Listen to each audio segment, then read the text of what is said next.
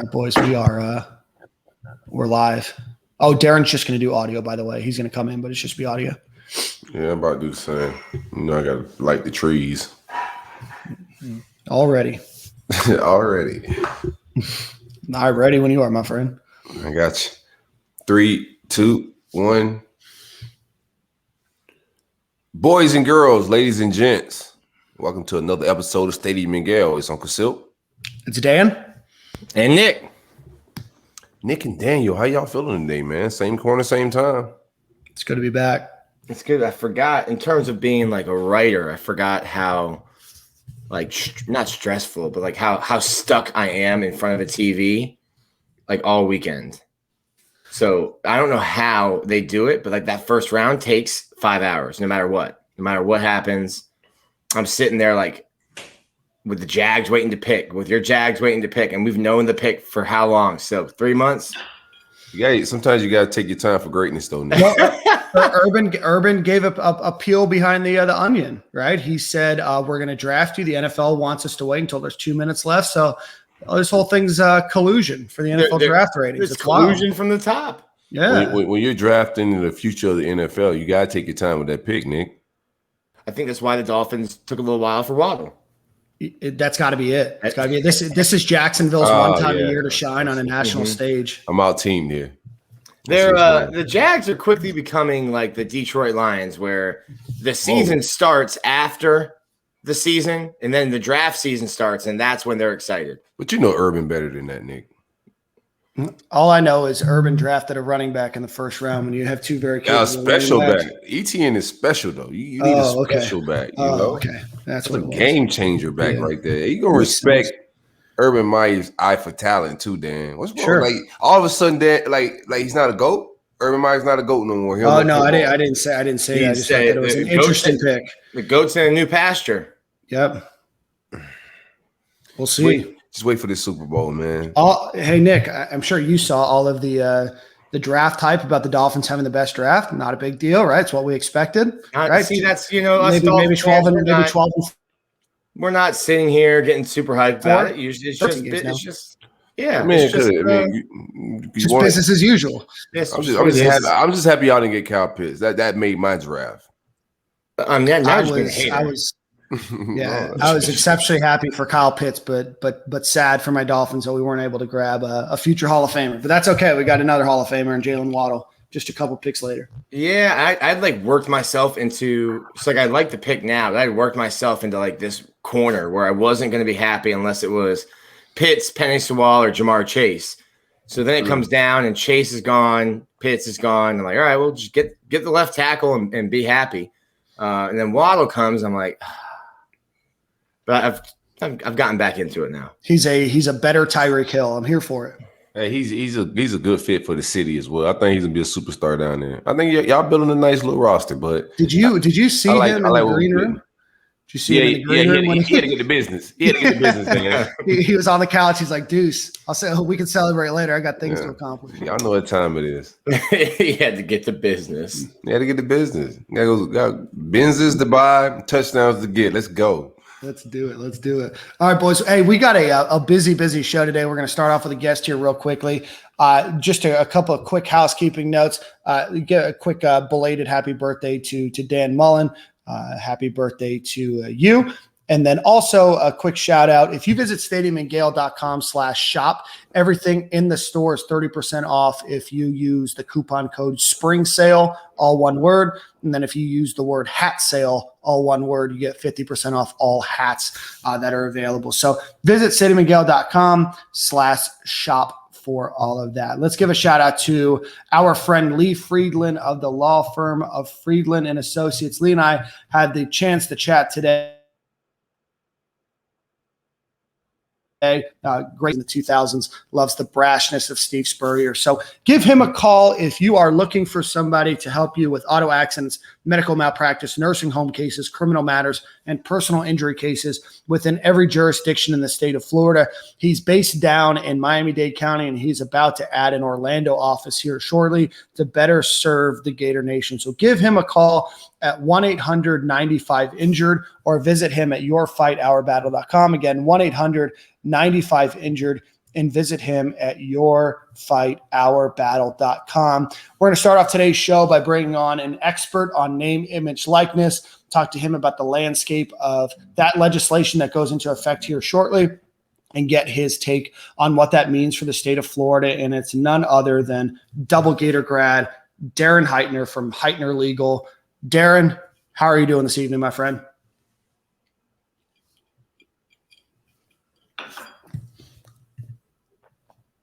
All right, pause. Darren, can you hear us?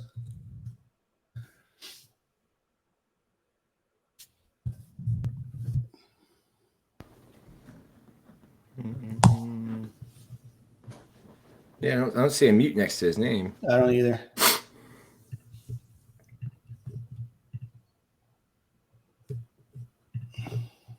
All right, he's going to dial back in. Cam, I just put the timestamp on there.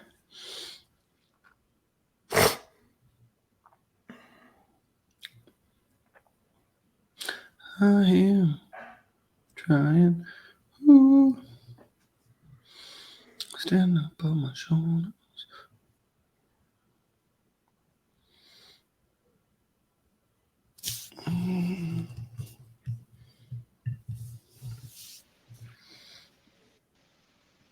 Darren, you there?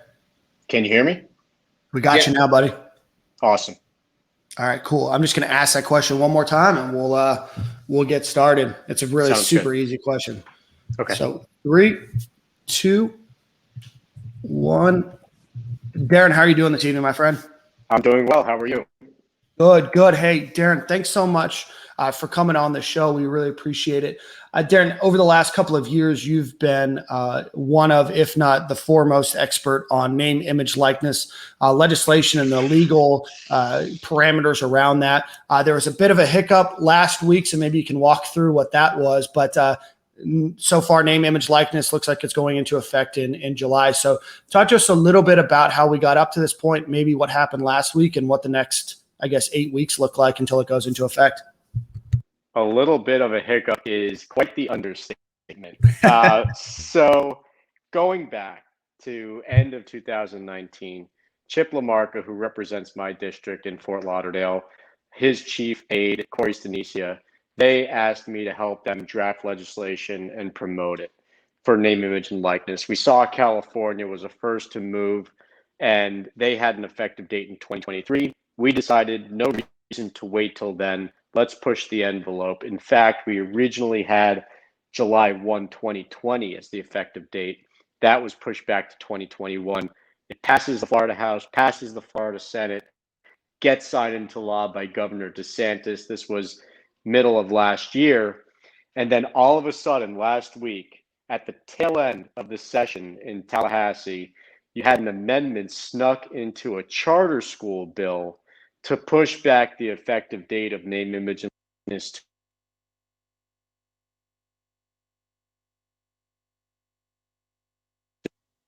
2022. And within 48 hours, you had the quarterback for the University of Miami. You had the quarterback, Mackenzie Milton at FSU. You had the athletic director at University of Miami, Blake James, Coach Mullen, Coach Norvell, Coach Diaz, everyone up in arms saying, you've got to do something about it. And it just so happened that it was pushed back to July 1, 2021, before the end of the session.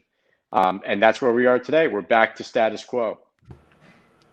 How did it come to your guys' attention? Because stuff like that kind of happens in politics. You know, you have a bill about selling orange juice, and then all of a sudden on page 97 of where you can sell orange juice, they're like, hey, by the way, we're pushing back this completely unrelated thing. How did you guys become aware of, late session in a bill that didn't have anything to do with name, image, likeness at the collegiate level? How did you just become aware that, hey, this is happening?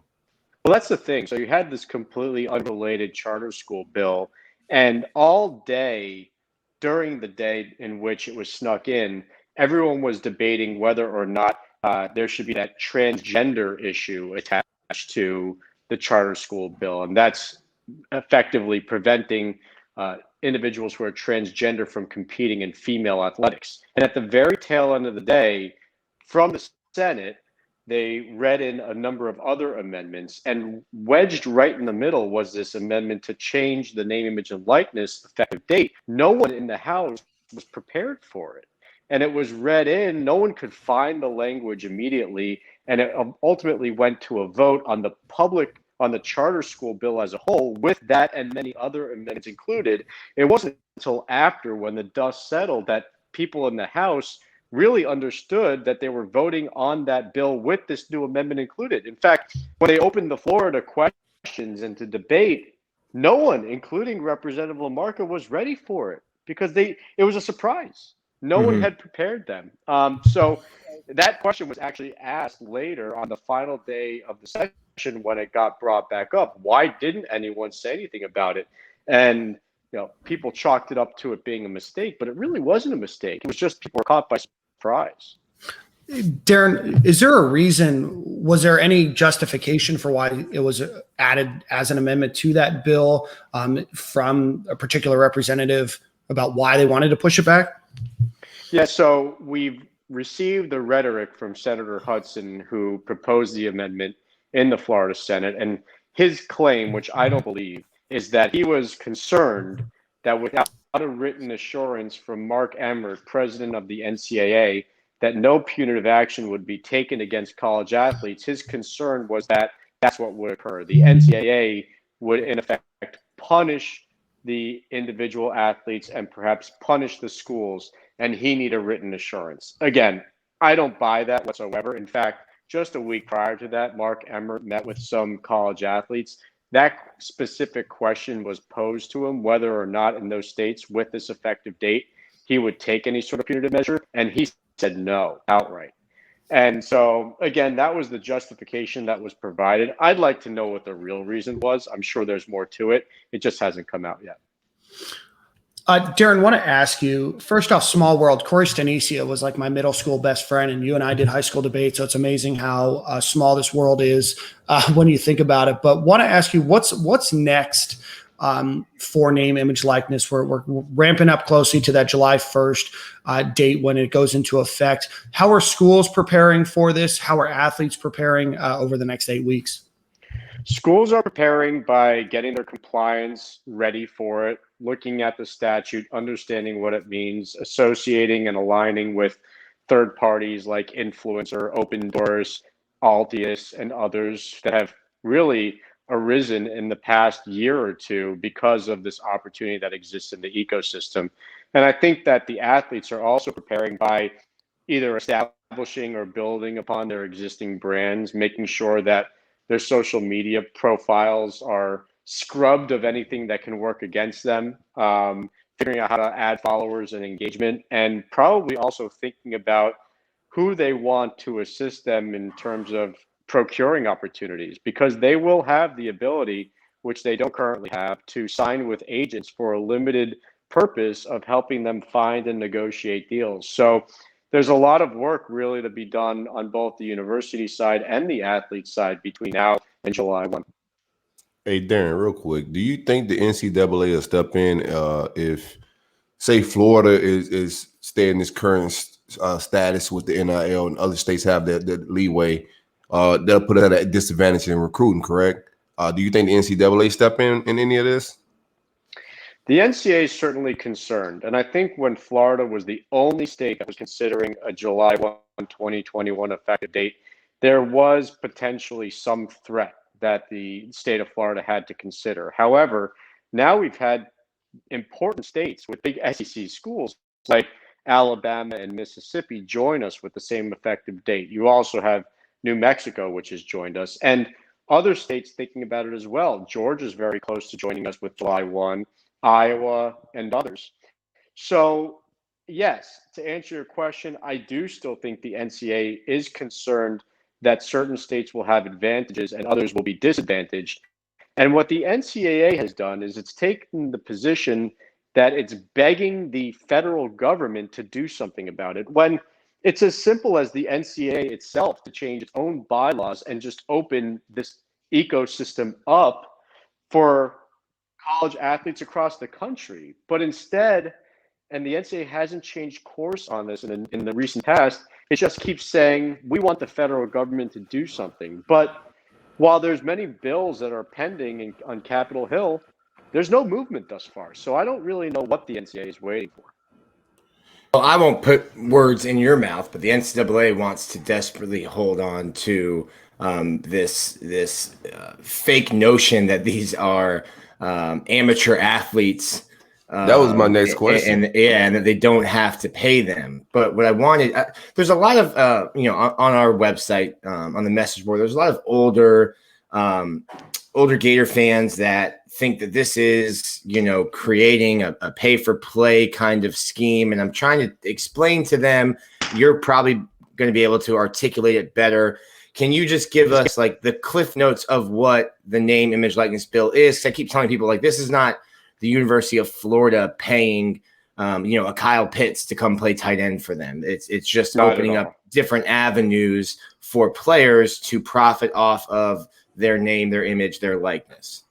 In fact, there's an explicit prohibition against colleges paying any money or being a part of the name, image, and likeness process itself. So no monies can flow through the universities to the athletes. This is purely allowing athletes to negotiate and enter into deals with third parties who happen to be unaffiliated with the universities. If there's any affiliation whatsoever, red flag rises and the deal gets struck down. So to answer that question very clearly, this is not pay for play. This is not universities paying the athletes for their performances. And it's not even third parties who are unaffiliated with the schools paying for the performance. There can't be signing bonuses, any sort of bonuses whatsoever provided to athletes based on their performance. This has to be deliverables that they provide, whether it be licensing their names, images, and likenesses, or them doing endorsements, posting publicly on behalf of these companies on their Instagram or Twitter. It can even be athletes creating their own businesses, which they just simply can't do currently. But it is not pay for play. But there could be some funny business going on with all of that. Of course, how long do you think this stays like what Nick was saying? How long before this becomes like professional? Because I mean, that's where this is heading. Well, do you think it's heading that way? I'm not gonna say I want to speak for you. Do you think it's heading that way? I know that there are people who are very interested in seeing that happen, including individuals on Capitol Hill. Cory Booker, for one, has said for a very long time he's very interested in having the athletes being paid by the universities. And he's not alone, not only in Washington, D.C., but on a state-by-state basis. So I think at some point in the future that could occur, but I don't think that's coming anytime soon, and especially not in the state of Florida, where you've had people like Chip LaMarca who introduced, sponsored the name, image, and likeness legislation, just recently come out and say there's absolutely no intention to expand upon it and add pay for play in the near future. Darren, I want to follow up on name, image, likeness. Is there any restrictions in the legislation passed in the state of Florida, or that universities have come out and say that are going to limit certain sponsorships or what a student athlete can endorse or be paid for? So I expect that there still will be further regulations provided before July 1 that absolutely puts certain categories, certain industries and companies off limits for athletes. I can't imagine that you're going to have the starting quarterback all of a sudden promoting an alcoholic beverage company. I just don't see it. Or probably not a sports gambling company or a pornographic company, and so on and so forth. So I think it's common sense that there will be categories and industries that are off limits, but that does still need to be written. Where I think it's going to be very interesting is how certain provisions are interpreted, such as whether or not, let's say at the University of Florida, an athlete will be able to endorse Adidas or will be able to endorse Coca-Cola, which are brands that are competing with the sponsorships of the university. The way that I view the bill is that the law is that there should be no prohibition against doing it as long as it doesn't interfere with the existing contracts between the schools and those brands. So for instance, in and around the games, the athlete at the University of Florida should not be able to promote Coca-Cola or have a Coca-Cola branded product, let's say, at a post-game interview. But if the athlete is in his dorm and wants to post on social media about Coca-Cola and get paid in exchange for that, I see no problem with that. And I don't think that's a violation of any existing sponsorship. But so like then on the field, Florida obviously has a Jordan school, the starting quarterback who is in an endorsement deal with Adidas. Hey, before we get into this endorsement deal, I can't wear your cleats on the field because that's in direct conflict with the university where I am. Right. No, again, to the extent that there is any conflict, to the extent that it would be a violation of an existing contract, I certainly see the law as it is in its current form, preventing an athlete from entering into that type of deal. So there will certainly be restrictions. And then I had one more. We brought this young lady up last week, Paige Buchers, who is a freshman at UConn, 829,000 followers on Instagram. And we were talking about the younger generation has grown up with social media, and there's so many different avenues. Obviously, we bring up the starting quarterback, the star linebacker, running back, but there's going to be opportunities for all student athletes with the way that you can monetize social media and market yourself.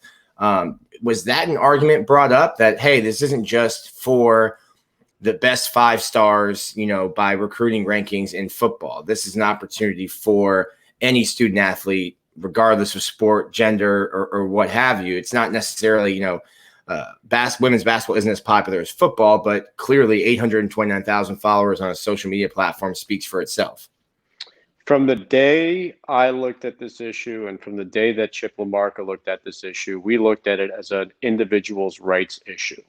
And absolutely, without a doubt, we believe that it was not just the starting quarterback at UF, UM, and FSU who would be able to benefit from this. But as you mentioned, anyone who has some sort of following or has built a brand. In fact, I remember when we were first discussing the legislation, we were looking at a female soccer player at FSU who had around 2 million followers on Instagram. And we thought to ourselves, imagine what she would be able to create for herself if she had this right, if she had these opportunities. And what I think is also really interesting is already the NAIA has allowed its athletes to start benefiting from their names, images, and likenesses.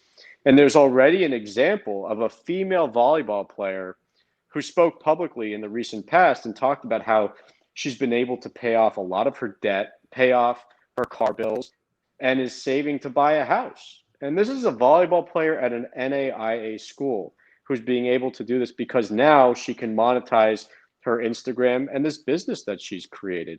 It's something that she could not do prior to that. So I think you're going to see so many more of these types of examples once July 1st comes, and certainly after that.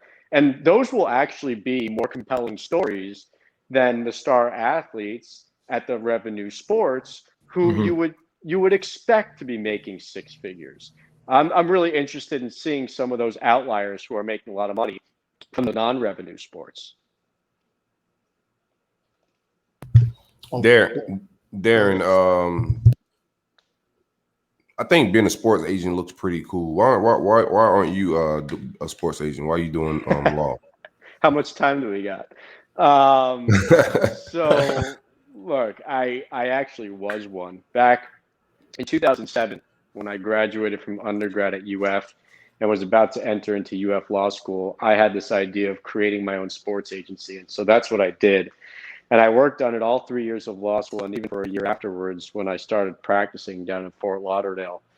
And I mean, again, I can give you a laundry list of reasons. Let me give you some of them.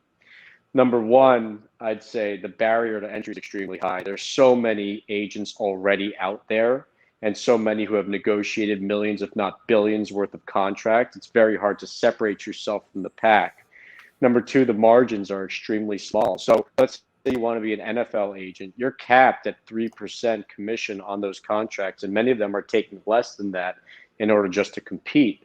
On the other hand, the expenses are extremely high. If you want to be an NFL agent, expect to pay training expenses upwards of $30,000, $40,000 per player pre-draft, paying for their housing, paying for stipends.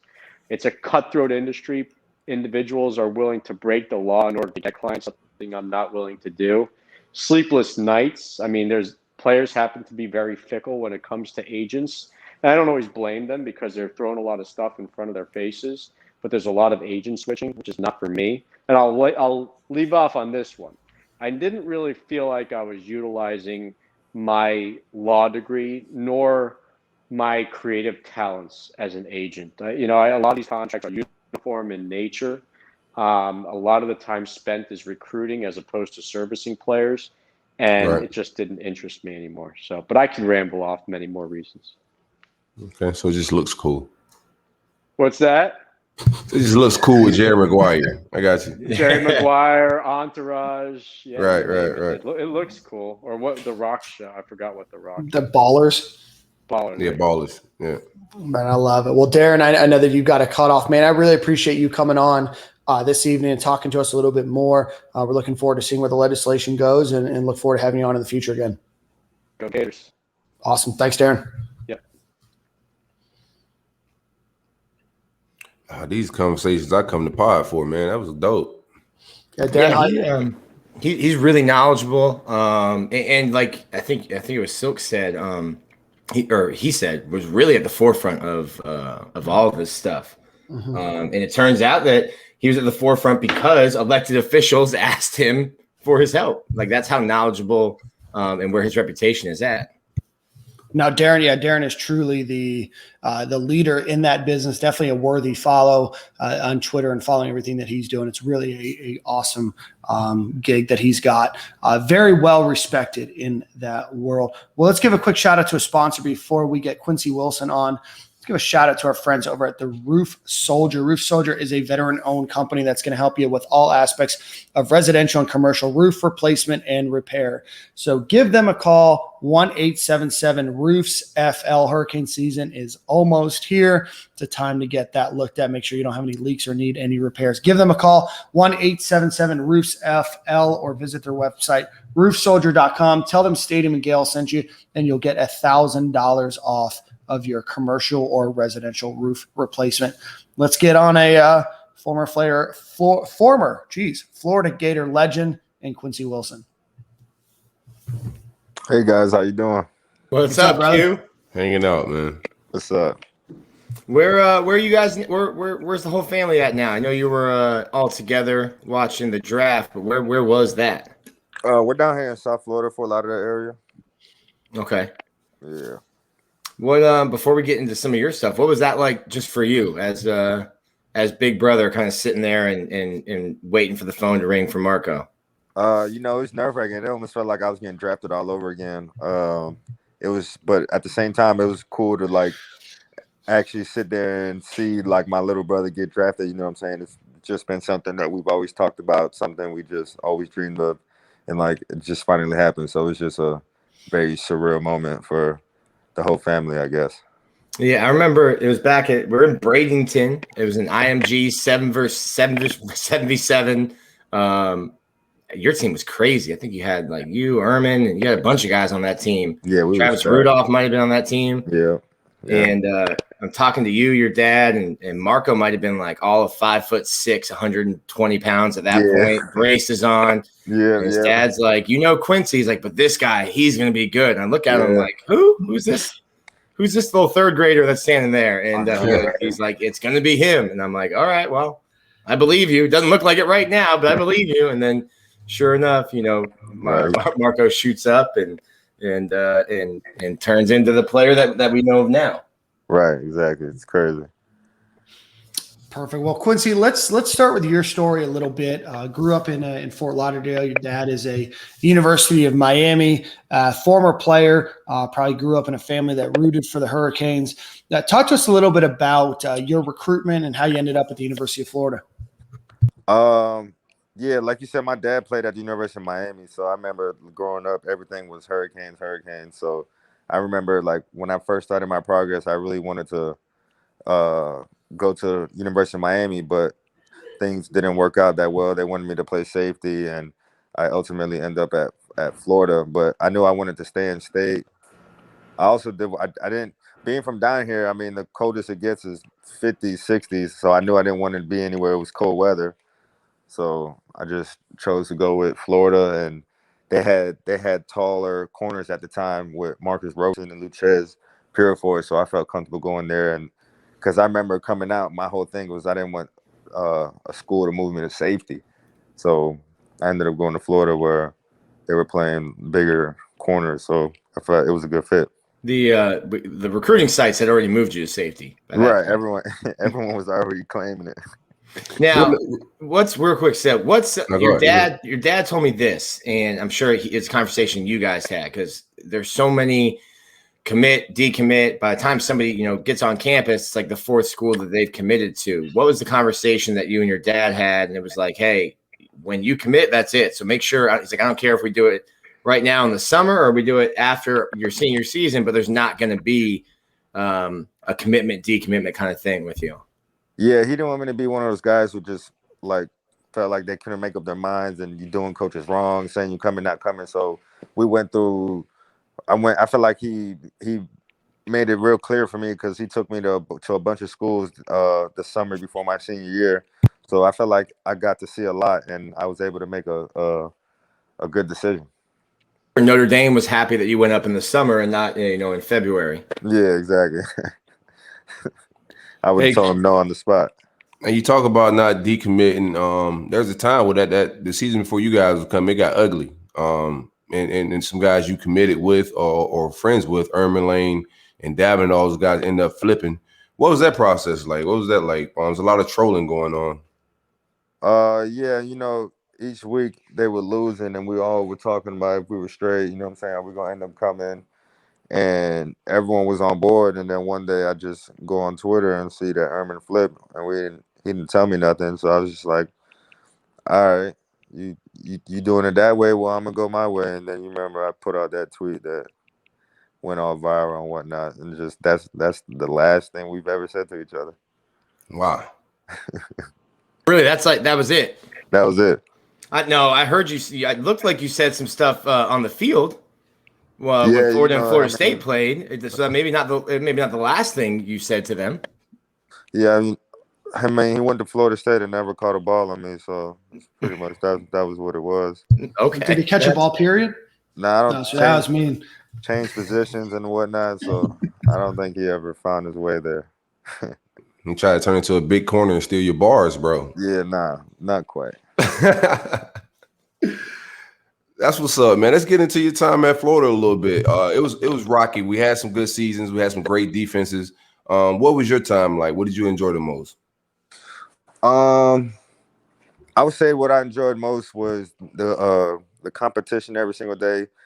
Coming in, you could never take a day off because it was like you had Vernon, you had Jalen, you had May, you had Duke, you had Kiki. You know what I'm saying? So it was like you can never take a day off because if I took the day off, then T's was starting that week. If you know what I'm saying, it's just you could never lag. So your spot would be taken. So I feel like the whole competition of everyone just trying to make each other better and fight for a spot. I feel like that was just like what I remember most about it, and because it just made us who we are today. You feel me? So I feel like that's what I remember most. Quincy, I want to ask you specifically about a quote. We won't have to talk about the game, but the quote about a duck pulling a truck. Where did that come from? Is that a saying in the Wilson household, or is that something you made up on the spot? I just want to know kind of the etymology of the phrase. Man, to be honest, that thing it came up on the spot, honestly, because it was just like I remember every year they always came talking about this Tennessee matchup, and I'm just like, I don't like what are you guys saying? Like we're going to win, you feel me? So it just came out on the spot, and that's how that went. We weren't even so we used to do interviews right after practice, and the DBs would get work in together. And I think that day we were supposed to talk to T's. And so they weren't even supposed to talk to Quincy. We were all leaving. And then I think it was Will Pantages at the time was the sports information director. Mm-hmm. And he's trying to get Tabor to come over. And then three of them walk over together. And Quincy's just it's right after practice. And he says it. And of course we're thinking, oh, this is fantastic. As the media, we're thinking this is fantastic. But it's we weren't even supposed to be interviewing Quincy that day. It was just something that happened so quick after a practice. That's funny. Quincy, Go ahead. Q, I got a question, man. There's your time at UF was elite, man. We had some of the best defenses, but there's always this thing, and it goes on now. It was there before you got there, and I think your brother went through it a little bit. It's always a little buzz or a little love-hate relationship with certain players and fans. What is that like? What do you think that comes from? It's a little toxic, a little bit. Where do you think that comes from?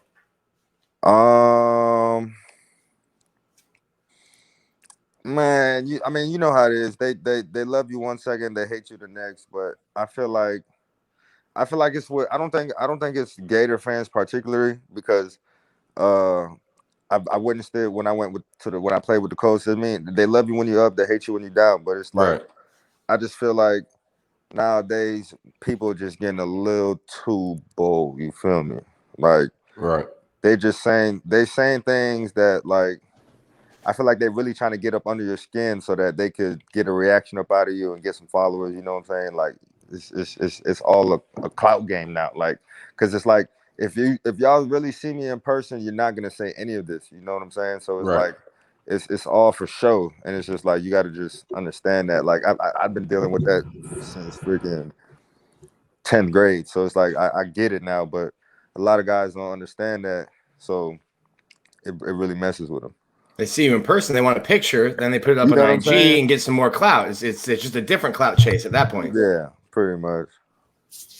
How do you handle that? As you know, obviously now you're older, and you've seen it in a bunch of different places. But how do you, or I guess, how difficult is it to handle it as an 18-year-old, 19-year-old? Trying to deal with relationships and homework and class and meetings and coaches and all this stuff, and then you just throw on social media to get away from it all, and then you have to like roll through all these mentions that are just toxic. I say what I started doing was just completely getting off of it. Like, once the season comes, like, I don't even go on Twitter, because Twitter is literally the worst place you can be between freaking August and February. Like, don't even go on there. Once the season starts, don't even go on there, because people are just out there trying to say anything to get you all riled up and whatever. And plus, you don't need to be reading that stuff anyways, because it just becomes garbage. You read even when you're doing good, because you're gonna read up and you're gonna start drinking that juice, and then and then those gonna be the same people that's telling you how bad you are. So I just feel like, for any player that's out there, man, once the season starts, just get off of it, because those people don't even know what they're talking about, and that's why they're on Twitter. You know what I'm saying? So that's just how I go about it now. Quincy, What are you most I want to proud of ask so you far? a question. Go ahead. You got it. Go ahead. No, that's a good question. Go ahead. What are you most proud of so far? What do you mean? Like, what am I most proud of?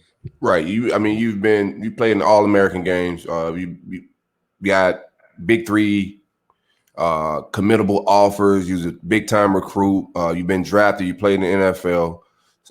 Thus far, what are you most proud of?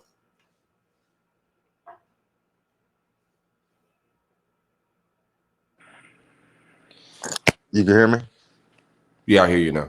Yeah, I said the most thing I'm proud for, definitely number one, is getting drafted, because that was a dream come true. Just something I always wanted to do growing up. So I'd say that one is, or I would say just playing in my first NFL game. You could say that. Just being out there on the field for the first time, and it counts, and you're in the league, is just like a surreal feeling. Quincy, we were on the subject of social media just a minute ago. And I want to ask you, just because I know it's something that your family dealt a lot with. After this past season, obviously Marco had a couple instances, and one in particular that social media seemed to get on him, on your dad. I'm not sure if they tweeted at you. What did you say, to your younger brother as he was going through that situation? And how did your family handle kind of the negative reaction from the internet and the fan base?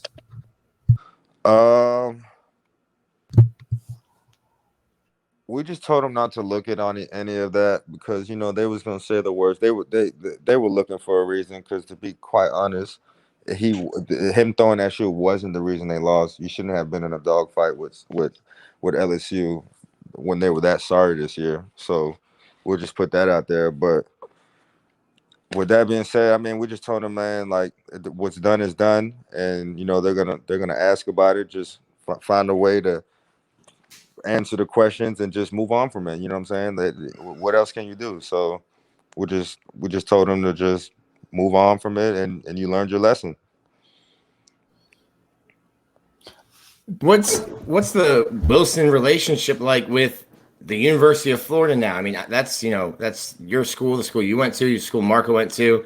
I used to joke with your dad all the time that he's an adopted Florida Gator now, which I don't think he'll ever accept. Chad, yeah, he definitely out. No, Chad. But what's the relationship in your mind, I guess, with the University of Florida, the fans, the football team? I mean, everything's cool, man. We don't have there's no bad blood or anything. That's my school. I love them to death, and that's what it is. Love to hear it.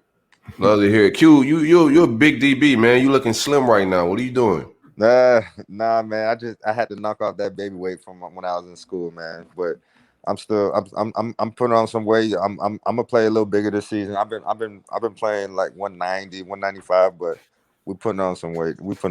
Is that hard for you to maintain? Are you trying to stay that slim? How hard you got to work? You change your diet? Yeah, definitely. It's just a lot with the diet, but I mean, I pretty much got it under control now. I mean, just gotta watch what you eat and whatnot, and that's pretty much what it all is. Well, see, Corey's asking because he forgot that he's a human, and a couple of years back he stopped eating any kind of meat. So he has like a rabbit diet now. Nah, I don't do the vegan stuff. I still eat chicken. I eat all that. See, he jumping to conclusions, man. He's projecting. Christopher Rabbit over there. I would say. Nah, I watch him on social media and stuff, and he's looking extra slim. What are you gonna do with little bro? What are y'all first splurge gonna be together? First splurge, damn, man. I know he want to get a car, but together, I don't know. I don't. We ain't really even. I gotta go somewhere fly, man. I gotta go somewhere fly, do something big. We definitely gonna plan something though, for sure. How crazy is it? Because I imagine, when you're sitting there and you're maybe like a freshman and he's in high school and you're probably talking about just the opportunity to do this. Hey, when we're both in the league and we're both doing this, what was it like, or has it even hit yet that like, hey, that stuff that we talked about when we were kids, like we're living it right now? Right. I don't think it's hit yet. I think maybe next, like his first off season, it will. When we're all together and we get to do stuff together every single day and we'll have the same schedule. Because I know that's one thing we talked about. Because like when he's in school and I'm in off season, he'll be having classes, so we didn't even really get to see each other as much. So now we just have the same off season. So that'll be definitely be pretty cool. Because I was in high school. When he was in high school, I was in college. So it was just the times never really married up. But now they will. So it'll be pretty cool.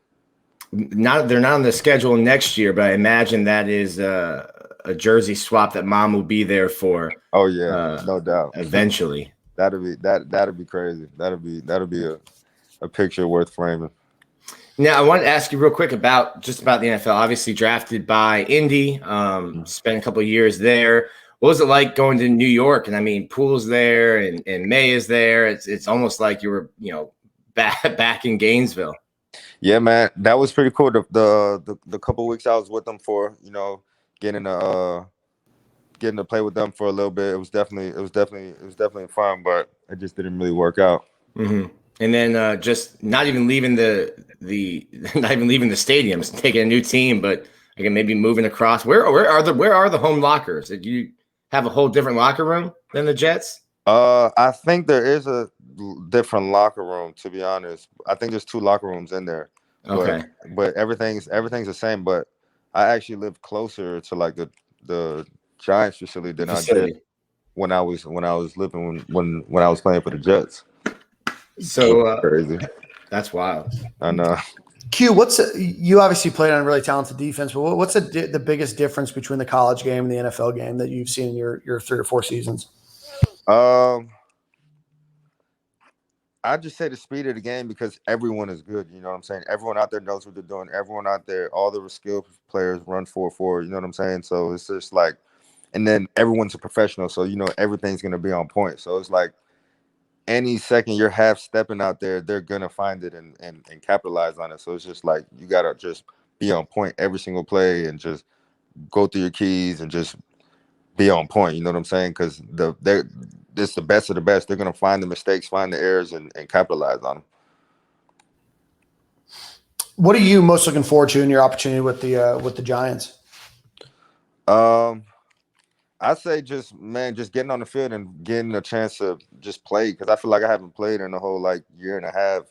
So it's just finally getting back on the field and just showing what I can do for real. You gonna try to get KT 16 bars? I ain't got nothing for him. I ain't got nothing for him. That's what's up. You talk to KT? Yeah, I hollered at him, man. That's my dog, man. I'm super proud of him. I hollered at him before the season, told him to take care of the business. You know what I'm saying? Don't let anything get in the way. Don't let the music, fans, nobody. And he went out there and did that. And I'm so excited for him to come to New York and do his thing, man. It's gonna be a lot of fun for him. He's gonna love it, and I'm excited for him. Did you guys cross over at Florida? I always wonder what the relationship is when maybe it's a guy that is at Florida, but you didn't really know them when you were teammates or when you were in the same locker room. Nah, he came right in with my brother's class, I believe. When you left. Yeah, I just missed him. I mean, but it's just I just remember when they were struggling, when that offense used to be struggling. I just remember he used to still be doing his thing. So I just used to be telling him hey man, just keep grinding, man. They see that, you know what I'm saying? They're gonna get the right people in here, you know what I'm saying? And then finally it just broke through for him this year. So I was just super happy for him that he just was able to keep working and things ended up working out for him. Q, what's it like? And I know that obviously the pandemic, probably shut down a lot of it, but what's it like playing in such a big city where I know football is important, but there's so many other things going on? How do you limit distractions and everything else being in New York City? I mean, with the COVID and everything, it was pretty easy because we couldn't really do anything. But the whole COVID in itself was a whole distraction with the whole getting up every morning and all the COVID tests and all the regulations and whatnot. So it was just the main thing this year was just having to schedule yourself extra time for all these COVID regulations. You know what I'm saying? So, but this year that'll be something that I'll have to balance with fans and whatnot, being able to come back and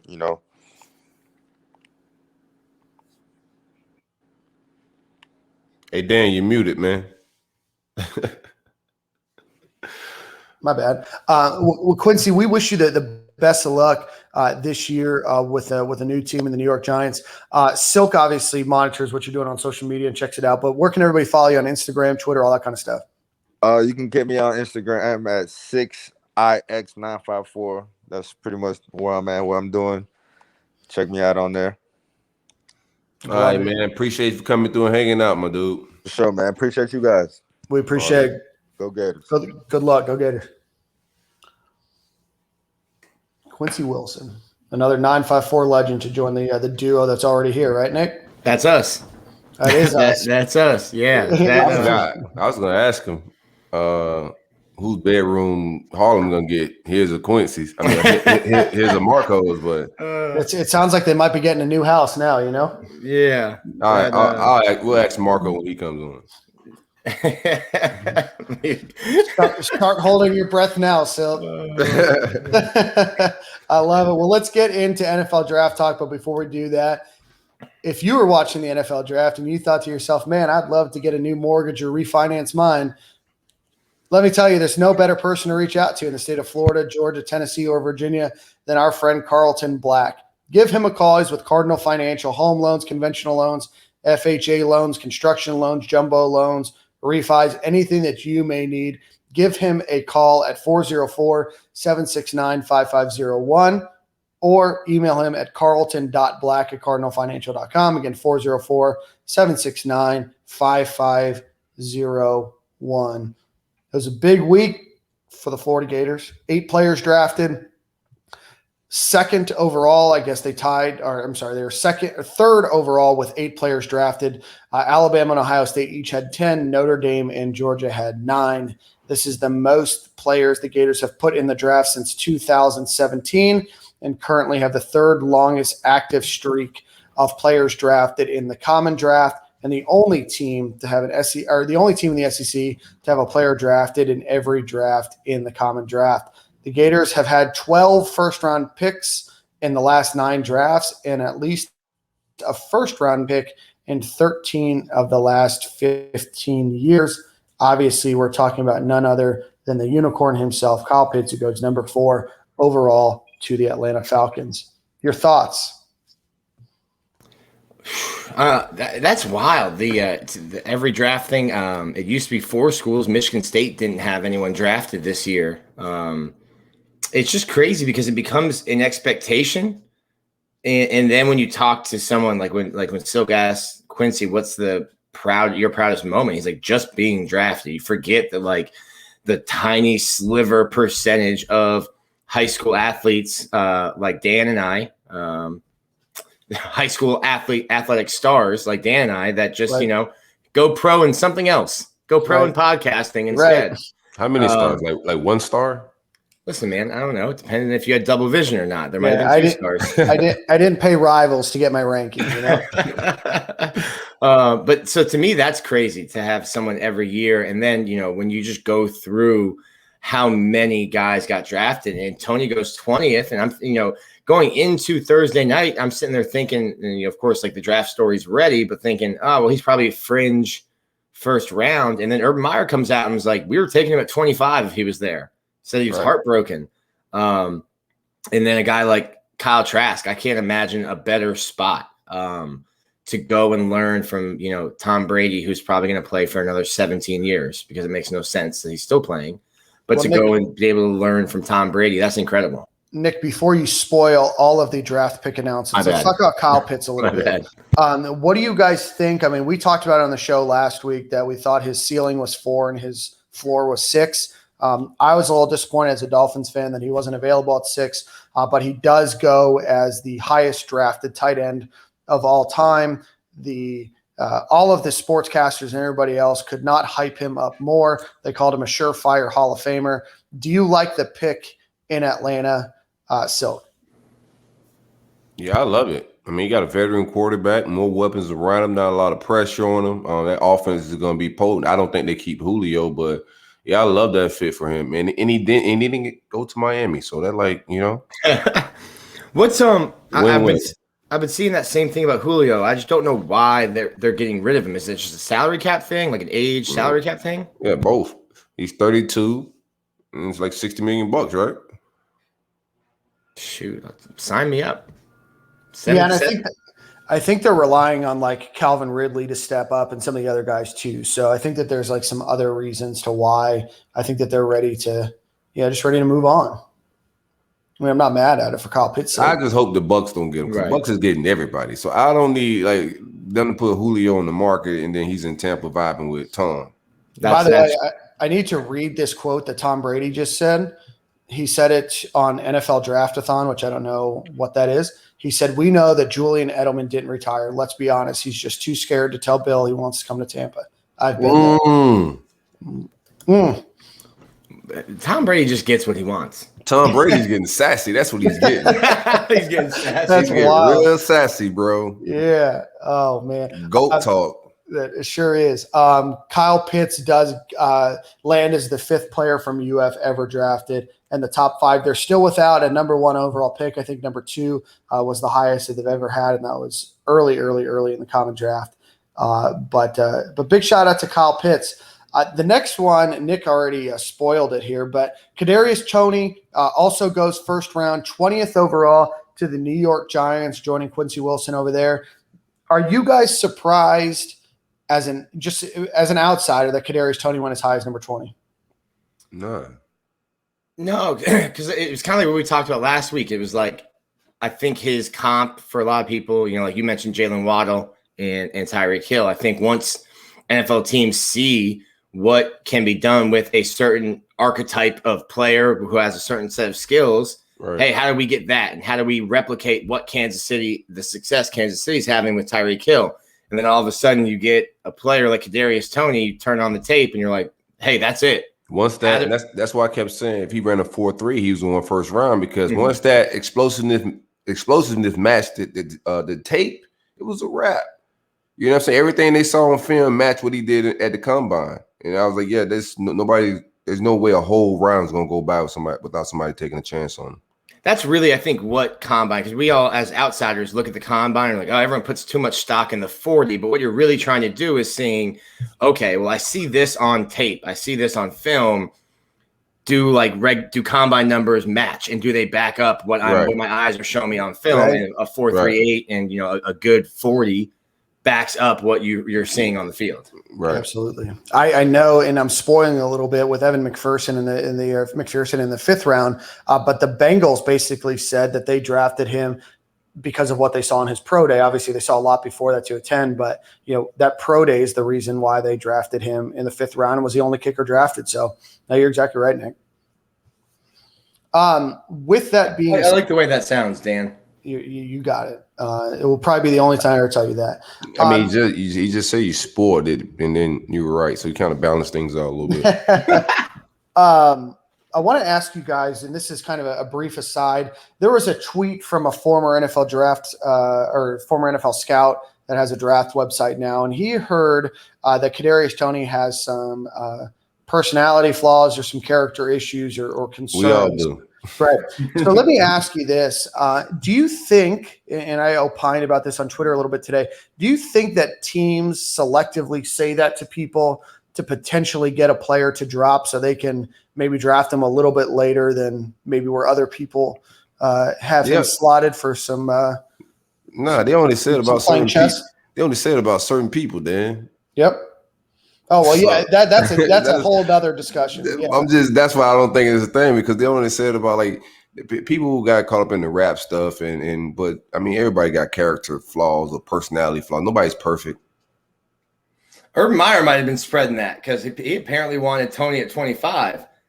Right. I 100% think that stuff like that selectively comes out when you want somebody, like especially if you have 2 picks, or if you're trying to trade, if you have an early pick and you're trying to trade back into the first and you want somebody to last to 28, 29, 30, that stuff like that comes out. Misinformation, stuff like that comes out. But a lot of times they slide. Like we've seen guys slide when that type of stuff come out, like far. Mm-hmm.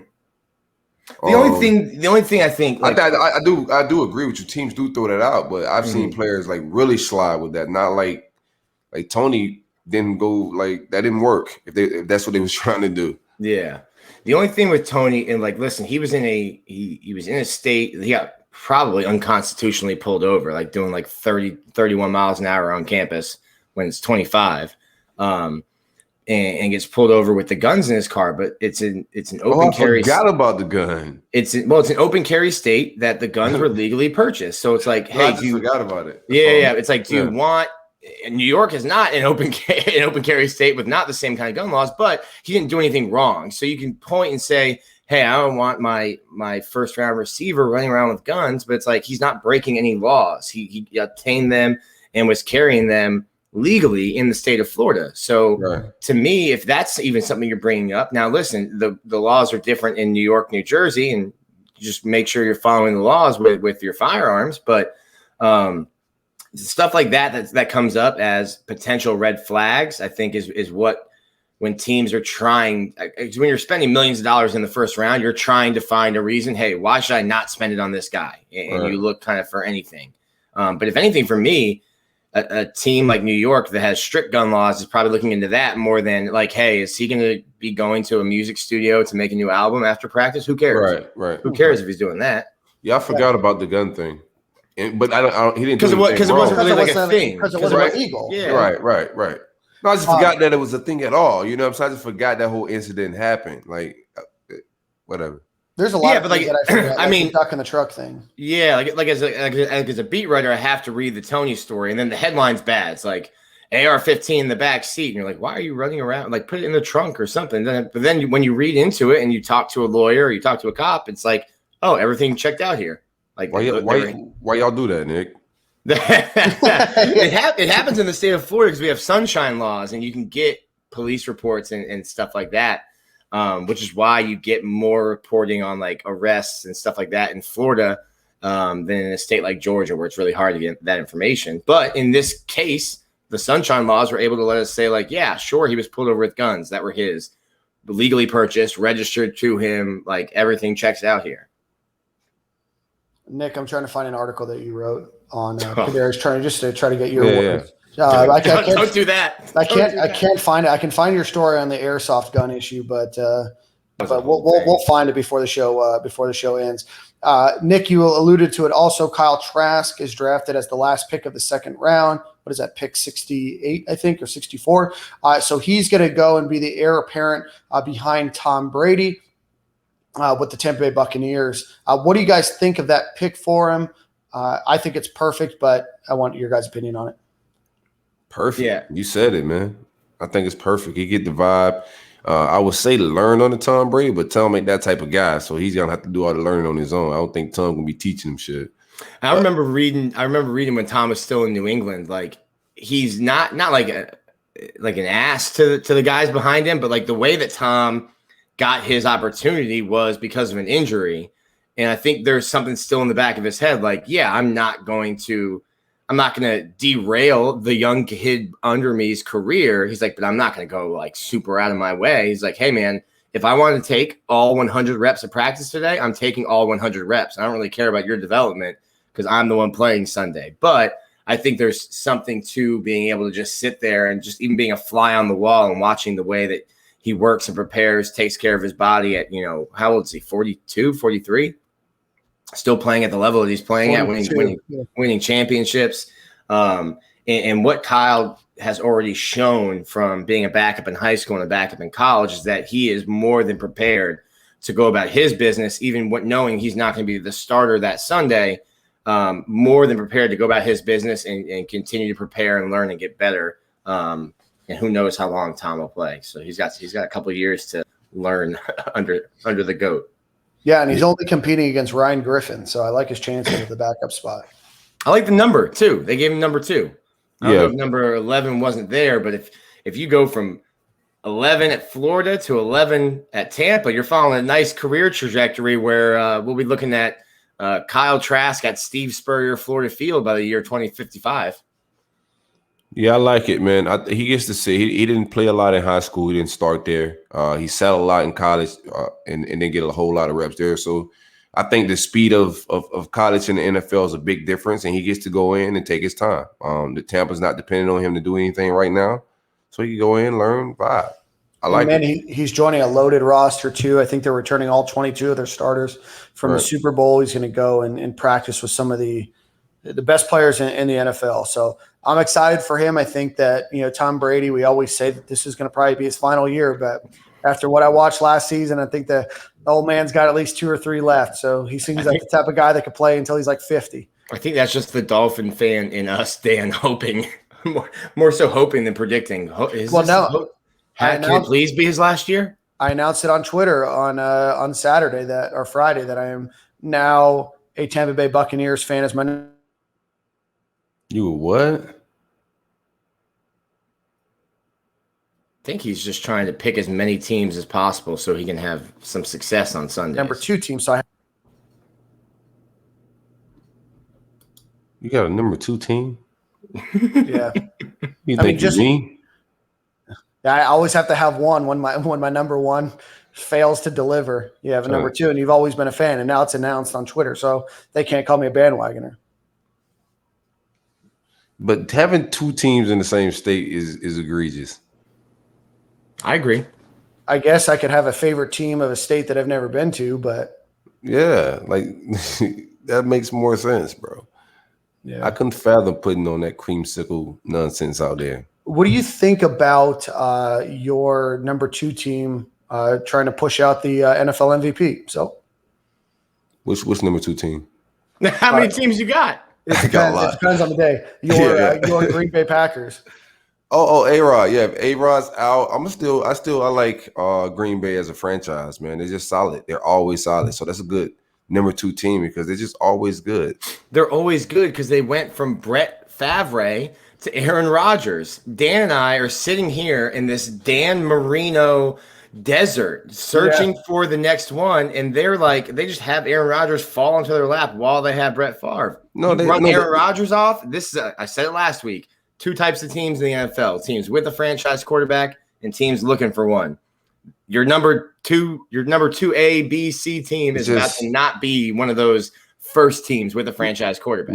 Nick, well-ran organizations just always have good quarterbacks, like the Cowboys, like the Giants. Packers is going to have a good quarterback. They're going to be a good football team. It's just a well-ran organization. Miami's not. It's you know what's going on down there. Well, I'm for one, I'm excited about a Tua Tagovailoa and Jalen Waddle. You can't even say his name. I sure can. I just did. We're Tuscaloosa South now. That's what we are. That's right. We first had their head coach, and now we got their former quarterback and wide receiver. So and no rings. And still undefeated season, only team in the NFL. With that being said, Marco Wilson's the next player drafted, number 136th overall in the 4th round by the Arizona Cardinals. Were you guys surprised in the 4th round? I know that we mentioned they did a great pro day, but were you guys surprised the team took a flyer on him in the 4th round? No, I think he ran the 4.3 and jumped and did what he did. I think we all kind of agreed. Like, he did one of the best combines ever, like in the history of combines. So I had kind of had him slide in 4th, 5th round once he did that. And then that's almost like what we saw at pro day isn't matching what's on the field. So what's up? And I think he's a better player than he showed at times during his senior year. I think some people know that there was some something wrong at the top with our defense as well. Some miscommunication, some development issues. I think the guys in the NFL know if it's a player thing or if it's a scheme coach thing as well. So I think he got the benefit of the doubt with a lot of that. Well, not to spoil, but a little tease. You get 2 secondary players drafted. Right. It probably tells you why there were 2 secondary coaches released of their coaching duties after the season. Right.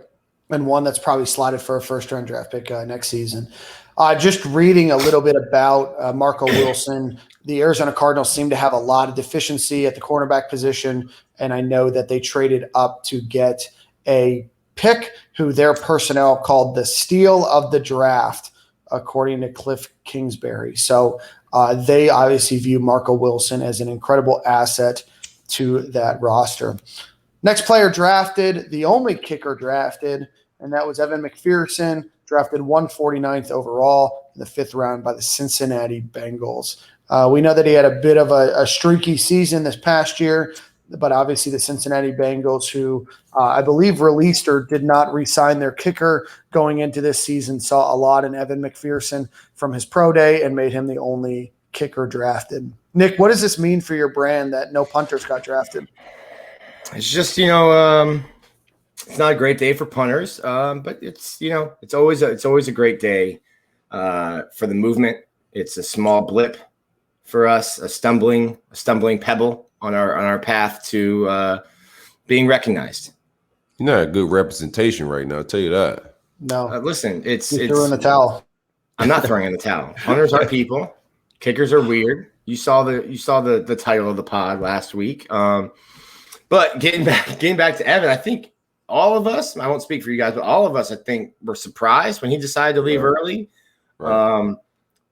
There's only, like we said, there's only when we had the Townsends on, there's only 32 jobs for punters and kickers, and it doesn't take long. Ask like Aguayo, who was the best college kicker ever, get to the NFL. Like you use a high pick on him, and listen, miss 8 kicks, and you're gone. Like you're find something else to do with the rest of your life. There's not a margin for error at kicking and punting in the NFL. So I think someone must have told Evan some solid, some good information, because obviously if you're the only kicker drafted, then you made the right decision to leave. So props to him. And I guess later down the line, when we're talking about who's going to kick for Florida, we got to figure that out, because I wasn't expecting, prior to him deciding to leave early, I wasn't expecting to be talking much about the Florida Gators kicker in 2021.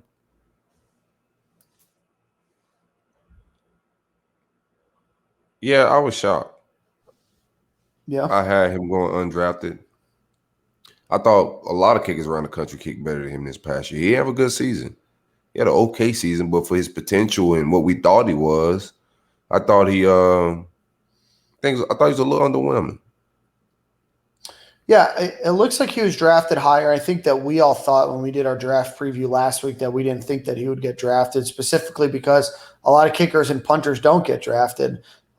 He did set an SEC record for career field goal percentage and a school record for successful kicks over 50 yards. So they obviously saw something in him. But I was surprised, and I thought that he was probably a guy that could be a a seventh round or undrafted guy. I'm just surprised when kickers just gonna leave early. You know, like that's why I was surprised more than anything. I was like, what did he hear? Because he didn't have a great season and he's leaving early and he's a kicker. It wasn't so much as like he's not good enough to do it. It's just like that's an unheard of thing for that position. Right.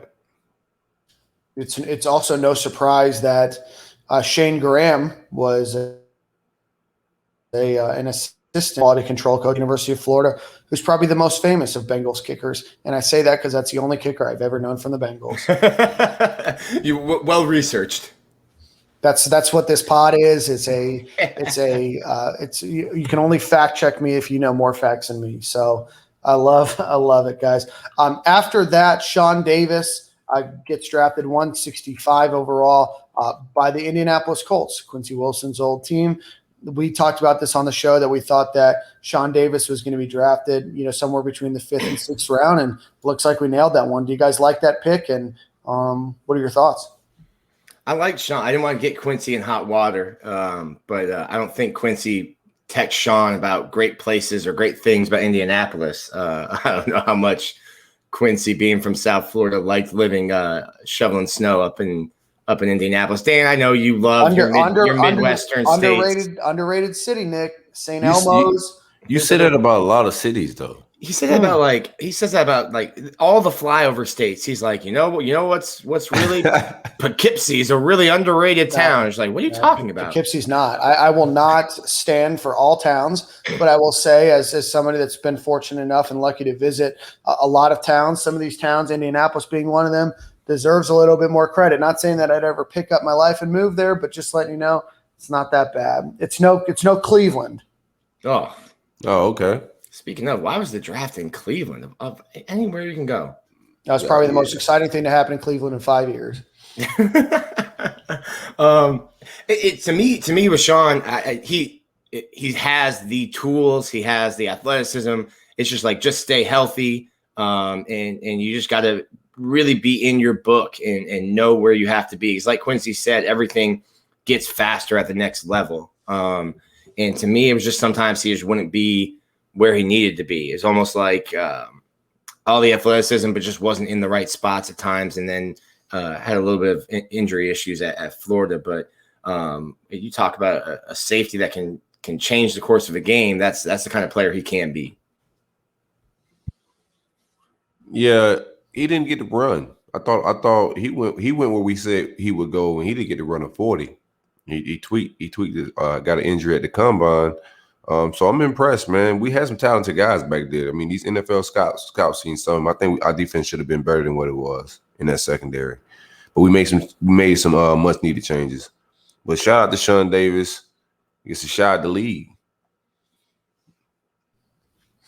Let's see here. Next overall, 5th round still, number 173 overall. TJ Slayton, drafted by the Silks, number 2 A, B, C, or D team, Green Bay Packers. Silks, and you're a noted Packers fan. What are your thoughts on Slayton going to the up to Green Bay? I like it, man. Bringing a jacket. I like it, man. Rotational guy. He's not gonna play a lot. You know what I'm saying? You play him in spurts. We depended on Slayton in a different role, but I think he'll play a long time in the NFL as a rotational defensive tackle. He's gonna be a solid pro. Fill gaps. He's a guy that from the inside can get after the quarterback on passing downs. A guy that can take on 2 blockers and create 4 linebackers. hate to give Silk the credit, but good run organization gets a great value, in my opinion, in TJ Slayton that late in the draft. Yeah, I was reading up on him too. It seems like, and Silk, obviously you know this, so if you want to break it down more, you can. The Packers historically do a lot of three-man fronts, especially on running situations.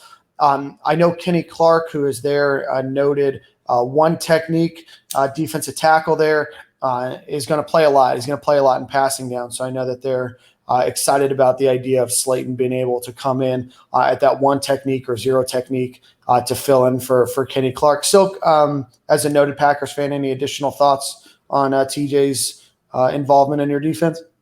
Welcome to the Cheeseheads, baby. You know, we'll get us a quarterback. Let A-Rod go be washed somewhere else. I love it. And finally, the last Gator drafted, a bit surprisingly this late, number 208 overall in the 6th round, Stone Forsythe heads out to the Seattle Seahawks. We had talked about him potentially being a 2nd-round guy or a 3rd-round guy, but ends up dropping pretty late. What are your all's thoughts, and why do you think that he did drop so far? I think he's drafted where his film says. I think he was starting to get a little energy and a little buzz when they started seeing his measurables. But I think he's drafted roundabout what his film was. Yeah, there was hype where I'd gotten to the point where I'm no draft expert, but I had gotten to the point where I'm thinking he might go before Kyle Trask, and then rounds and rounds after. But I think I agree with Silk where he's probably drafted where his film says he should have been drafted. I know you can't teach 6'8", 308, 15 pounds, whatever he's at, but probably drafted where he should have been based on 4 years of film. Yeah, I was a bit surprised that he went to the 6th round. I know that his measurables at Pro Day were a bit better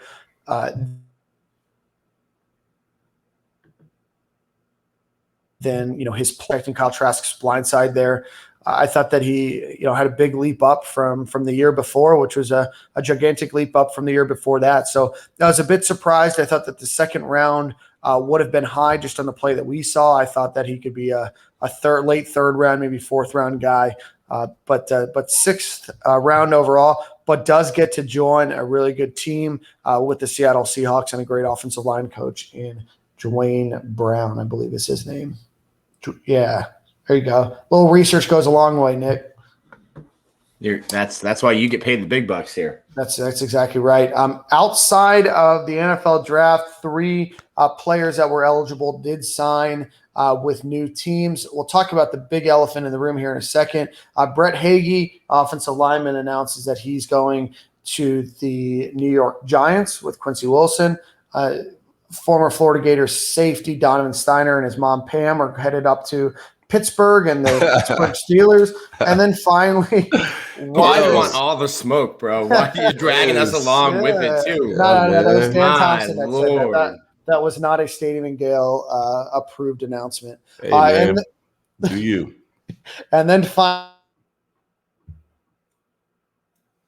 finally, via Ohio State University, Trevon Grimes goes undrafted wide receiver, heads back and joins former offensive coordinator and current quarterback coach Brian Johnson with the Philadelphia Eagles. I know your commentary is going to say you're surprised that he's drafted, but give us your thoughts on why you think he wasn't drafted. So, I think it's got to be something off the field, man. I think there's something we don't know. I think eventually, Grimes is going to eventually say something, whatever it was. But it's something that he should have been drafted. Like his film, his size. I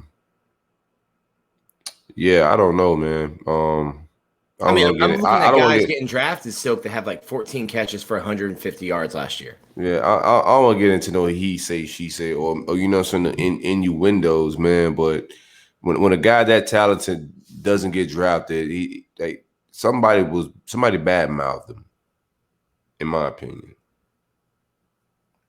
I don't think it's for I mean, you look at the measurables, and we talked about it last week about how he started finally playing like a 6'4", 6'5" receiver. And then they talked about the speed, him catching Tony in that Miami game when Tony broke away. He just ran down Kadarius Toney. Right. So yeah, to me, it's kind of what you said. It's like something happened behind the scenes because it wasn't weird. Right. it wasn't it wasn't a talent thing. It wasn't a potential what we think he can do on the field kind of thing. And then shout out to Brian Johnson, because I'm sure once you get to that point, Brian Johnson's sitting there and saying, "Hey, go get this guy. Like I've been around him for 3 years. Go get this guy." Yeah, and at that point in time, it's probably better to be able to call where you want to go into an offense that you're going to be at least a little bit familiar 100%. with, than to get drafted in the late 6th round or 7th round. But like you said, Nick, I was a bit surprised that there were some guys that were drafted ahead of him, some folks with a lack of production. Tutu Atwell sits at about 4'4" in terms of size. So I was surprised because I thought he had the speed and the size that the NFL was looking for. But this happens every year where a player goes missed or goes undrafted, and they still have an opportunity just like everybody else to earn a roster spot. And heading up to Philadelphia, where he gets to reunite with his former offensive coordinator into an offense that's trying to revive itself a bit. There's certainly an opportunity for Trayvon Grimes. He has the skill. Now it's a matter of putting it all together, I think. And me saying that somebody badmouth him, they don't have to be UF coaches. He was at 2 schools. So and these NFL teams are gonna interview everybody and question them about Trayvon Grimes. So in my opinion, somebody somewhere had to throw him under the bus, because there's no way he shouldn't have been drafted. The guy that recruited him didn't even draft him. No, I didn't see that one happening. They're gonna interview the janitor at your middle school to be like, "Hey, you remember this kid when he was in 6th grade?" Like they're gonna find somebody. And I think something might have happened there. But did they vet you out, Nick, as a former St. Thomas Aquinas student yourself? He would have fluffed it. Yeah. Whoa. Yo. Pause. He would have been drafted if they would have asked me. But to me, it's like you said, Dan. Once you get down to that point, and more credit, the guy I'm going to use, isn't going to be great for my argument. But like when Tyree was drafted in the 7th round last year, to me it was kind of like, that's a terrible spot. You just got drafted in the 7th round.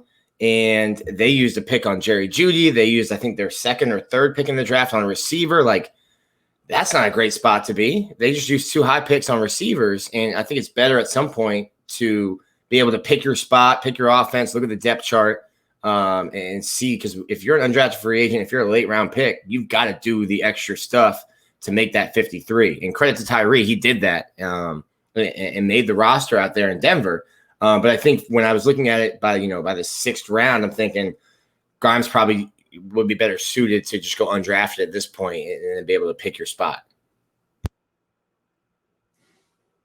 Yeah, no doubt. But I think he's been playing in the NFL a long time.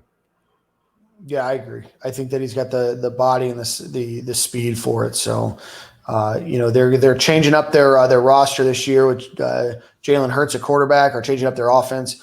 So there's definitely an opportunity for him. And, he's used to, obviously not this past season, but seasons before, playing with more mobile quarterbacks, and, up there at Ohio State too. So best of luck to every player that was drafted, those that were undrafted that signed, and those that were undrafted and unsigned. Best of luck. A couple of other housekeeping notes. Jordan Smith, who was a part of the University of Florida program, but left during the credit card scandal, ended up over at UAB. He was drafted in the 4th round by the Jacksonville Jaguars. And then Chris Rumph, the son of former tight end defensive line coach Chris Rumph, was drafted number 118 overall by the Los Angeles Chargers. Getting into it just briefly, we're still a year away, but of course the day the draft ended was the day that we saw our first 2 mock NFL drafts for 2022. Read both of them. In both of them, they both share Kaiir Elam going somewhere in the top 15. I know Trevor Sikkema, a friend of the show, had him going number 12 overall. And I don't remember the other gentleman, but had him going 13th or 14th overall. Ventrell Miller was also listed as a potential first rounder, and Brenton Cox were also listed as potential first round picks.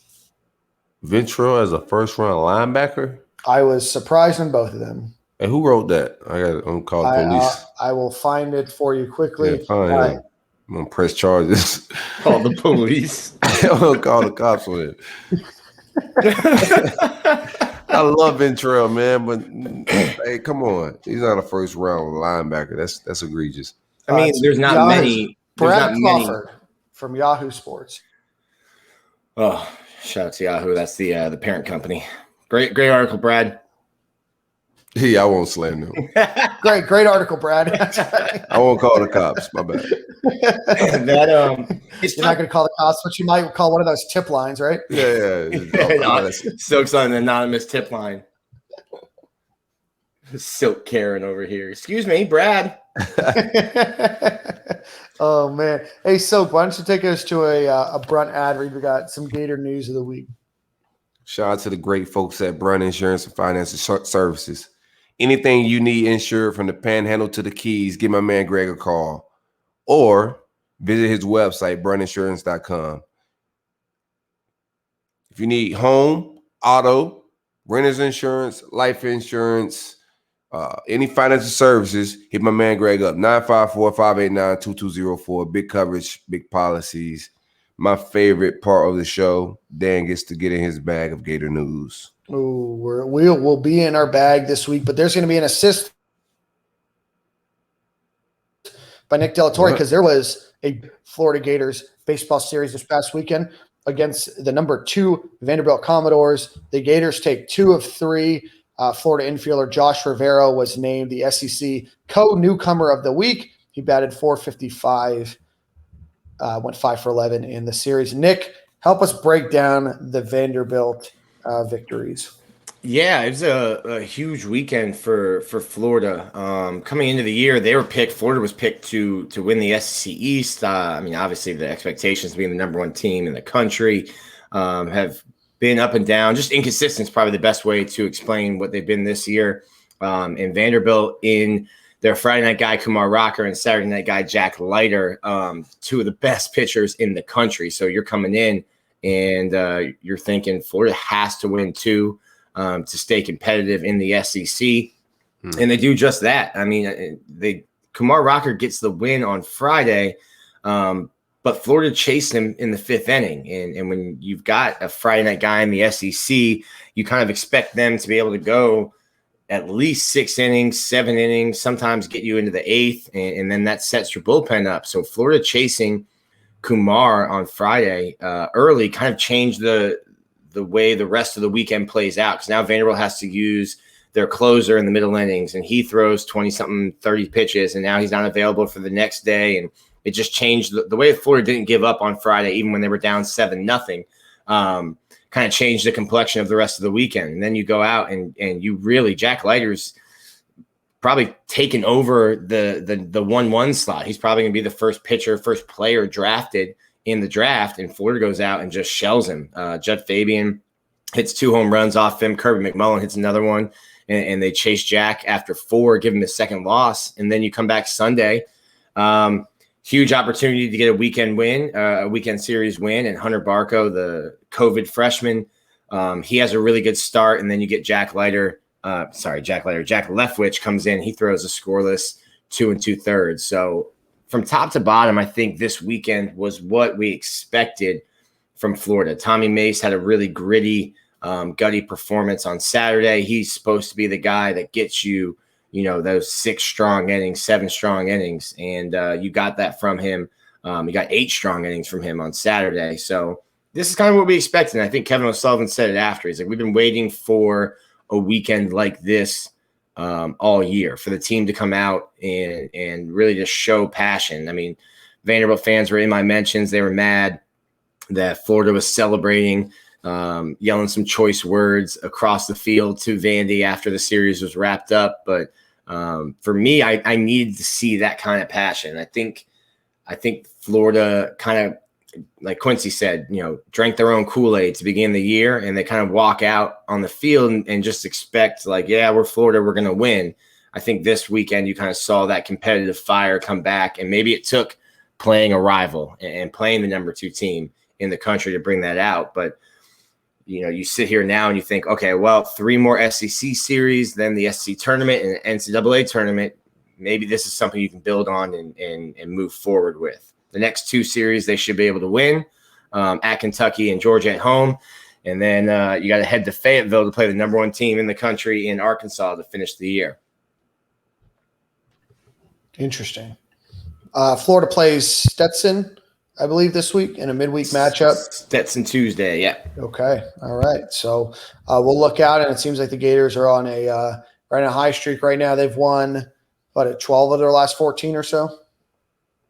I think it's 9 of the last 11 Okay. and 12 of the last 13 or 16. 12 of the last 16. Okay. Hey, a very steady improvement. Florida Gators softball takes 2 of 3 against number 15 Missouri. UF has now won all 7 of its SEC series this season. In men's tennis, Brian Shelton was named the 2021 SEC Coach of the Year, guiding the Gators to a 12-0 record in SEC play and 20-2 record overall this season. In women's tennis, they announced their yearly postseason awards. McCartney Kessler was an all-SEC first team. Idea Jarlskog, sorry, I messed that up. I apologize.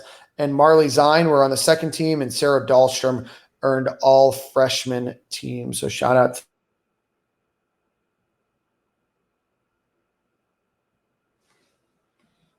to them. That's all we have for Gator. Baseball is going to be playing Stetson on Tuesday, as Nick already mentioned. On Thursday, baseball will play Kentucky. Lacrosse will play against Cincinnati. And then on Friday, women's tennis will take on Siena. Men's tennis will play in a to-be-determined matchup. Softball is going to be playing against Texas.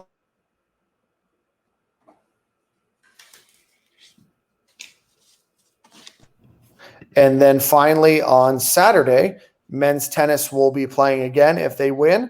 If women's lacrosse wins, they'll play in the AAC championship. Baseball play Kentucky, and softball will play against Texas A&M. And then, sorry, hold on one second.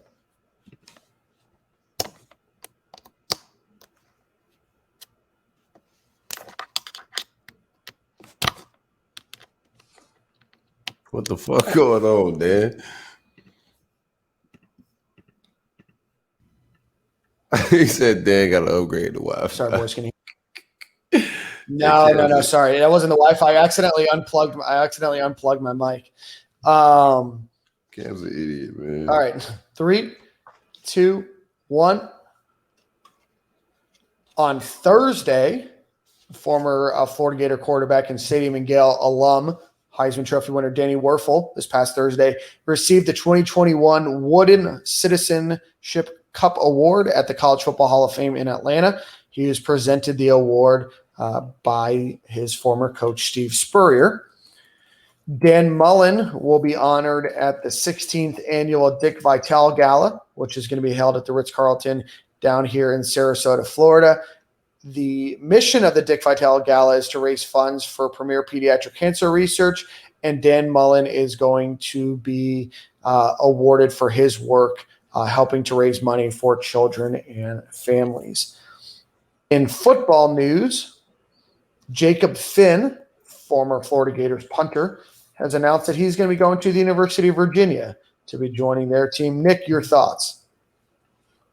Great spot for my guy, Jacob Finn. That's a great education up there at the University of Virginia. Wish him nothing but the best. He's such a politician. That's not a bad place to get a master's degree, though, for free. Great place to get a free master's degree. For sure. I'm jealous. And then in transfer news, former Ohio State wide receiver Jamison Williams is being targeted by a bunch of schools, but he has narrowed his focus to Alabama, Ole Miss, Texas A&M, Michigan State, USC, Michigan, and the University of Florida. I think it'd be a great add to that receiver room, but if they don't get him, he would simply be a luxury. For sure. Cool. I think that takes us to the end of our show. A Manscaped ad reads Silk. Nick, any more commentary? Shout out to manscaped.com. Shout out to Manscaped. Always. Yo, I was manscaping the landscape the other day, and I ran into quite a dilemma. So I'm using my 3.0 trimmer, and I was putting on some shorts. You know what I'm saying? Skies out, thighs out. Those are the rules. I was putting on some shorts, and I was contemplating, should I hit the legs? Are you guys shaving legs these days? What's your vibes? No, sir. I'll shave the chest though. Okay. No, shaved. I think it was shaved. I shaved my forearms. Done that since high school. Okay. Tried to shave That's the a legs. baseball player thing. All That's the baseball players. Yeah, that's a baseball thing. Why is that a baseball I got thing? a weird forearm fetish. Well, it started with I had an injury, dove, and the glove got stuck. And as much as we love sports at St. Thomas Aquinas, they don't love the baseball team the way they love the football team. So the trainer wraps my wrist before the next game, and there was no pre-wrap. So when I take off the tape, it takes off a solid amount of hair from my forearm. And I'm looking down, and I've got a good 3 inches of hairless forearm. I'm thinking, all right, well, let's just do the rest of this. So did the rest of it, and we're going on a long time now that I've been shaving my forearms. You just like it. You got to do it. You just at this point, look how old you are. At this point, I like it. At this point, I like it. it. It's me. It's It's me. your thing. I get it. Shaved the legs one time in high school and regretted it like halfway through the first calf. But same deal. It's like, okay, well, I'm not going to have 1/4 of one calf hairless. So Here's my shaved the dilemma. legs one time, and that was it. I don't want to shave my calves, right? Because I don't like the look of shaved calves either. But I need to trim the thighs. You know what I'm saying? Like I got to at least put like a fade. I got to put a 1 guard on it at least.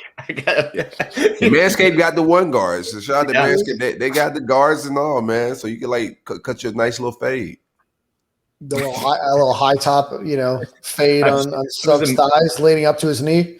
I'm just imagining Silk putting like a design into his quad. He's getting in his barber bag, and he's putting in a Manscaped logo so we can take the sponsorship to the next level. He's got the 3 lines on the side. Just make sure you keep the rat tail. Oh, yeah. Oh man. That's insane. All right, that was inappropriate. Shout out to manscaped.com. Be sure to use coupon code SG at checkout for 20% off and free shipping. We got more packaging on the way. I'm excited to get that Lawnmower 4.0 on the horizon. Yeah, so some new product potentially coming out here soon. Look out for social media at manscaped.com. Take a look at Stadium and Gale's social media in a couple days as well. Some exciting stuff going on there. Well, boys, I'll leave you with this, Silk. I think it's your song of the week. Oh, nice. A bit of philosophy came to me during our show, and that's to make sure when you're looking out for the love of your life and you're trying to settle down or find the people in your life that are important to you, just find somebody that loves you as much as the New York Giants social media team loves Kadarius Toney. I'm gonna tell you something. I didn't get to get this take off, man. Kadarius Toney in New York City, that kid's about to be a rock star. You hear me?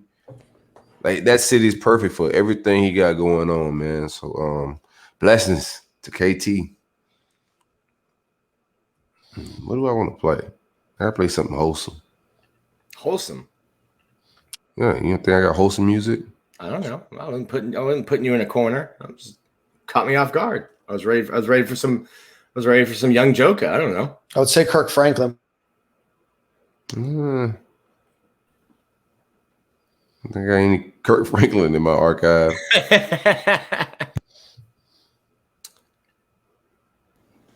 All right, let's go.